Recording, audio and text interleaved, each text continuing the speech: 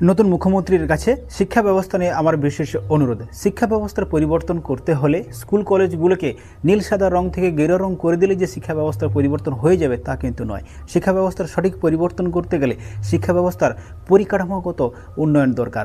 অর্থাৎ school কলেজগুলোতে ratio অনুযায়ী ছাত্র শিক্ষকের রেশিও অনুযায়ী কিন্তু উপযুক্ত শিক্ষকের দরকার, সেটা কিন্তু বর্তমানে নেই। অর্থাৎ উপযুক্ত শিক্ষক নিয়োগ করতেই হবে খুব কম সময়ের মধ্যে।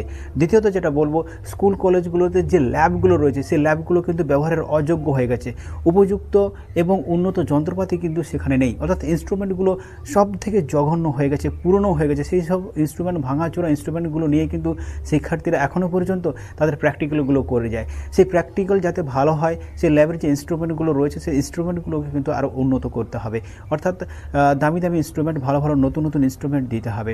এবং এছাড়াও সিলেবাস এমন ধরনের হবে যে সিলেবাসটা লোকাল থেকে ইন্টারন্যাশনাল লেভেল পর্যন্ত কিন্তু একটা স্ট্যান্ডার্ডি থাকবে, যেখানে ছেলেমেয়েরা পড়াশোনা করার পর, পাস আউট হয়ে যাওয়ার পর চাকরি বাকরি নিয়ে কিন্তু তাদের কোনো চিন্তা থাকবে না। তারা এতটাই পারদর্শী হয়ে যাবে, যে কোনো ফিল্ডে তারা কিন্তু চাকরি খুঁজে নিতে পারবে।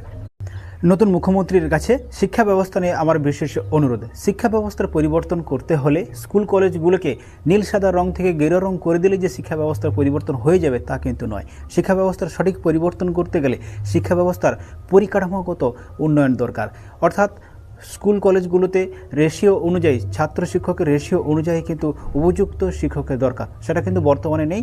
অর্থাৎ উপযুক্ত শিক্ষক নিয়োগ করতেই হবে খুব কম সময়ের মধ্যে।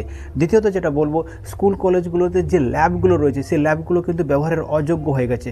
উপযুক্ত এবং উন্নত যন্ত্রপাতি কিন্তু সেখানে নেই। অর্থাৎ ইনস্ট্রুমেন্টগুলো সব থেকে জঘন্য হয়ে গেছে, পুরনো হয়ে গেছে। সেই সব ইনস্ট্রুমেন্ট, ভাঙাচোরা ইনস্ট্রুমেন্টগুলো নিয়ে কিন্তু শিক্ষার্থীরা এখনও পর্যন্ত তাদের প্র্যাকটিক্যালগুলো করে যায়। সেই প্র্যাকটিক্যাল যাতে ভালো হয়, সেই ল্যাবের যে ইনস্ট্রুমেন্টগুলো রয়েছে সেই ইনস্ট্রুমেন্টগুলোকে কিন্তু আরও উন্নত করতে হবে।